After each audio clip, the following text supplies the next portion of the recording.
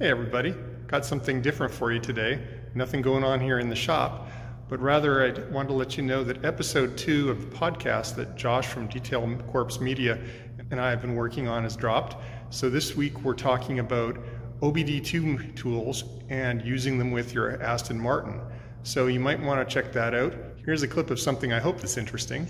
One of the things that you were quite keen on discussing is the OBD2 tools. Now, is there a particular reason why you want to chat about that so much?